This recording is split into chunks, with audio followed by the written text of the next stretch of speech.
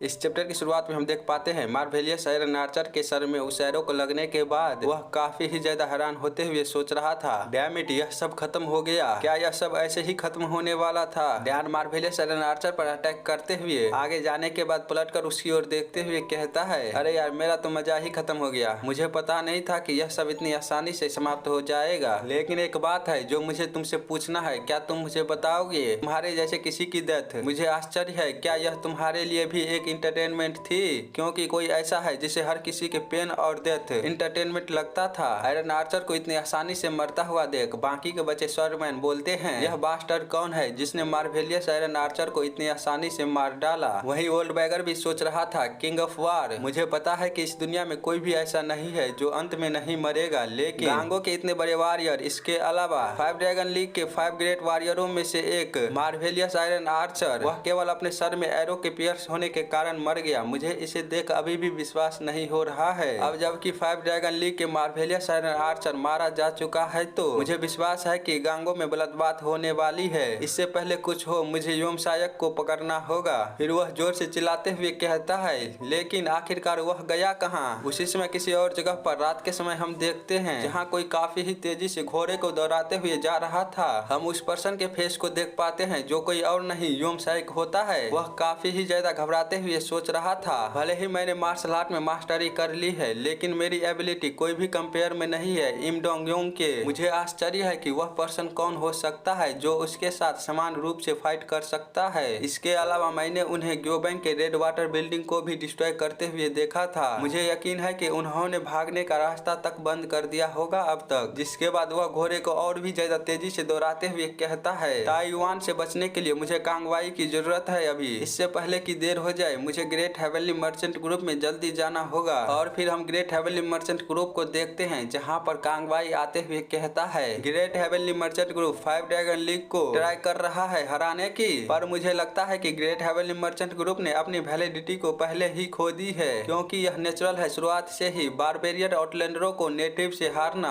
यह कुछ ऐसा है जिसे मुझे कभी न कभी करना था, तो ऐसा क्यों नहीं करते? मैं इसे क्रूरता और बेरहमी से करूं। जिसके बाद वहां बस एक बूम और फिर वहां के एंट्रेंस पूरी तरह से डिस्ट्रॉय हो जाता है। लेकिन उसी समय मर्चेंट ग्रुप के ब्रांच ऑफिस का सीन देखते हैं जहां पर कोई कह रहा था, अभी काफी ही ज्यादा देर हो चुकी है, साथ ही रात भी हो गई है, आपको कई सारे हार्डशिप से गुजरते हुए जाना पड़ता है, लेकिन आप ऐसा क्यों नहीं करते? आज रात आप हमारे साथ रुकिए, मैंने आपके लिए डिनर भी तैयार कर लिया है। जिसे सुन आगे वाला पर्सन कहता है, ठीक है, मैं समझ गई, कल सुबह मैं उन सारे मामले को आयरन मार्शल एसोसिएशन में भेज दूंगी जिन पर अभी हमने चर्चा की है, ताकि आयरन मार्शल एसोसिएशन के ब्रांच ऑफिस से हमारे लिए कुछ हेल्प मिल सके। उसी समय उन सभी को भी वो साउंड सुनाई देता है जिसे सुन कोई कहता है, यह थंडर जैसी साउंड कैसी है? सोंगयोन भी उस साउंड को सुन कहती है, बाहर से यह साउंड कैसी आ रही है? उसी समय भागते हुए जनरल मैनेजर कह रहा था, मास्टर हम बड़ी मुसीबत में हैं, उसे ऐसे भागते हुए आता देख ब्रांच हेड कहता है, जनरल मैनेजर जियोंग, तुम ऐसे क्यों भाग रहे हो? क्या हो रहा है बाहर? मैनेजर कहता है, अंडरवर्ल्ड डेविल स्वॉर्ड कांगवाई ने अचानक हम पर हमला कर दिया है, लेकिन उसे अभी गार्डियन वॉरियर रोकने की कोशिश कर रहा है, पर मुझे नहीं लगता कि वह ज्यादा देर तक उसे रोक पाएगा। मास्टर मैं चाहता हूं कि जितना जल्दी हो सके आप तुरंत इस जगह को छोड़ दीजिए। जिसे सुन ब्रांच हेड चिल्लाते हुए कहता है, मैं ऐसा नहीं कर सकता, अगर यह ताइवान का ब्रांच ऑफिस गिर जाता है तो पूरा ग्रेट हेवनली मर्चेंट ग्रुप खतरे में पड़ जाएगा। मैं अकेला यहाँ से कभी नहीं भाग सकता, जबकि मुझे पता है कि यंग लेडी खतरे में है। सोंगयोन के साथ वाले दोनों डिसेबल भी कहते हैं, अंडरवर्ल्ड डेविल स्वॉर्ड यहाँ पर क्यों आया है? क्या ऐसा हो सकता है कि कांगवाई का टारगेट शुरू से ही ग्रेट हेवनली मर्चेंट ग्रुप था? जबकि वही सोंगयोन सोच रही थी, क्या ऐसा हो सकता है कि कांगवाई का real purpose 9 centre online league के साथ ग्रेट हेवनली मर्चेंट ग्रुप को एक दूसरे के साथ इनेमी बनाने का था? क्योंकि आखिरकार ग्रेट हेवनली मर्चेंट ग्रुप और 5 ड्रैगन लीग के बीच कन्वर्सेशन होना डिफिकल्ट है, क्योंकि वे ग्रेट हेवनली मर्चेंट ग्रुप को नहीं प्राप्त कर सकते, तो वे यह सुनिश्चित करना चाहते हैं कि 9 सेंट्रल और लायन लीग को भी यह प्राप्त ना हो। इसी के साथ और फिर हम बाहर की ओर देखते हैं जहां पर सारे वॉरियर अंडरवर्ल्ड डेविल स्वॉर्ड को रोकने के लिए आगे जाने के लिए पूरी तरह से तैयार था। वहीं पर ब्रांच हेड भी आते हुए आगे की ओर देखता है, वह सारे वॉरियर आगे जाते हुए कहता है, यह घुसपैठिया है, हमें इसे रोकना होगा। उसी समय गार्डियन वॉरियर कहता है, अंडरवर्ल्ड डेविल स्वॉर्ड हमें उस पागल कुत्ते को रोकना होगा। उसके पीछे सारे वॉरियर कहते हैं, हाँ ठीक है, हम उस पागल कुत्ते को रोकेंगे। उसी समय अंडरवर्ल्ड डेविल स्वॉर्ड को भी देखते हैं जो काफी ही ज्यादा स्पीड के साथ उन सभी की ओर आते हुए कहता है, क्या तुम सभी ने अभी अभी कहा कि मैं एक पागल कुत्ता हूँ? मुझे लगता है यह बुरा नहीं है। और फिर वह उन सारे वॉरियरों के बीच आते हुए उन सभी को किसी भेड़ बकरी की तरह काटते हुए कहता है, तुम जितना चाहो मुझ पर अटैक कर सकते हो, क्योंकि मैं तुम्हें अपने साइट के भीतर हर कमीने को मार डालूंगा। मैं तुम पर कभी भी दया नहीं दिखाने वाला हूँ, चाहे तुम लोग मुझ पर अटैक करो या फिर ना करो, क्योंकि जो भी मेरे रास्ते में आता है वह सभी मरने के हकदार है। हम देख पाते हैं वह उन सारे वॉरियरों के बीच से ऐसे उन सभी को काटता हुआ निकलता है जैसे मानो कोई पत्ता पेड़ से गिर रहा हो। वह उन सभी को मारने के बाद भी किसी डेविल की तरह हंसते हुए उन सभी से बोल रहा था, यह सब तुम्हारी गलती है, क्योंकि यह सब तुम्हारी गलती है। कुछ पैसों के लिए उन आउटलैंडरों को सर्व करना, यह सब तुम्हारी गलती है। तुम सभी अपनी गलतियों को महसूस नहीं कर रहे हो। अपने डेथ को भी रजिस्ट करने के लिए इतनी मेहनत से फाइट करना, यह भी तुम सभी की अपनी गलती है, भले ही तुम्हें इसे एक्सेप्ट करना पड़ा हो। तभी उसके पीछे से एक वॉरियर आते हुए कहता है, कांगवाई बस अब बहुत हुआ, तुम अब इसे यहीं रोक दो। अगर तुम इसे और भी आगे ले जाते हो तो हम तुम्हें कभी नहीं छोड़ेंगे। उस बंदे की बात को सुन कांगवाई उसकी ओर देखते हुए कहता है, तुम्हारे बोलने का मतलब क्या है? यह तो बस शुरुआत है। और फिर वह अपने बड़े से शॉट को पकड़ते हुए उसको पीछे की ओर करता है, जिसके कारण वह शॉट सीधे जाकर उस बंदे के सीने के आर पार हो जाता है। डेविल शॉट उसके सीने में शॉट को करने के बाद कहता है, मुझे यह पसंद नहीं है जिनके पास इतनी स्किल भी नहीं होती है और फिर वह इतनी बड़े एक्ट करने की कोशिश करते हैं। उसी समय और भी दो वॉरियर उसकी ओर आते हुए कहता है, तुम पागल कुत्ते।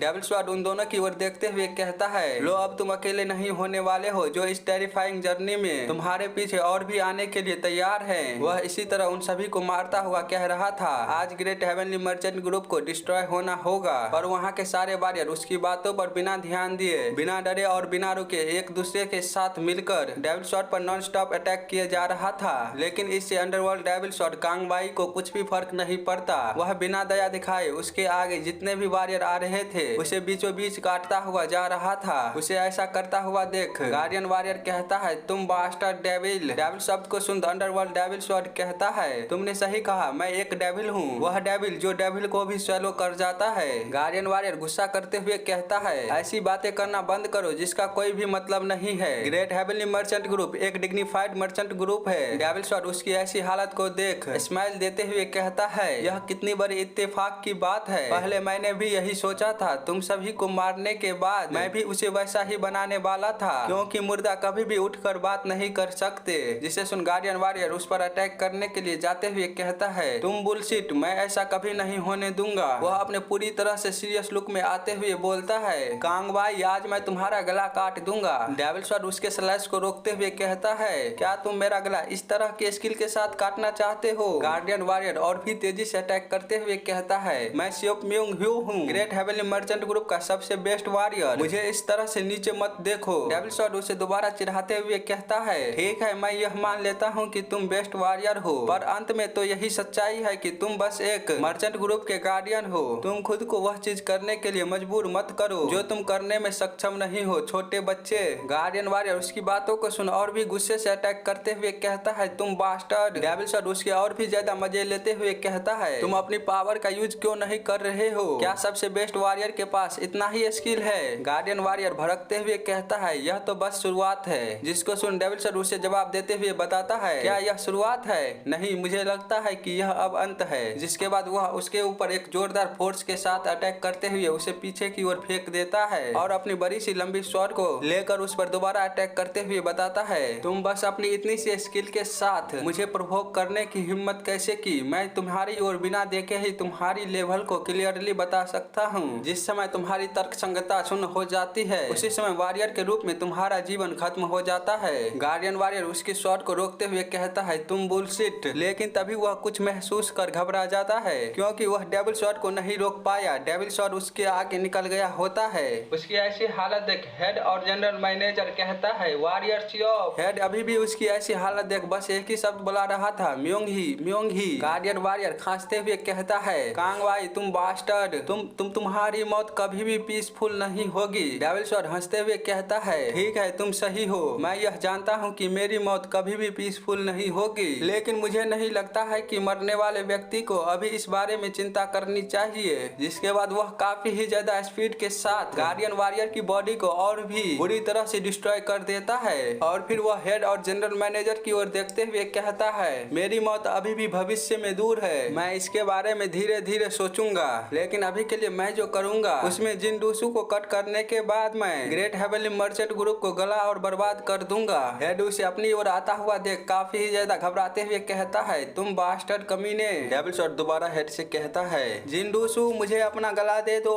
यह तो ठाकुर वाला बात हो गई। वह कहता है, तब हो सकता है मैं शायद अन्य बास्टर्डों को आराम से मरने दूं। जिसके बाद वह एक अटैक करते हुए कहता है, एक्सटिंग्विश द डेविल।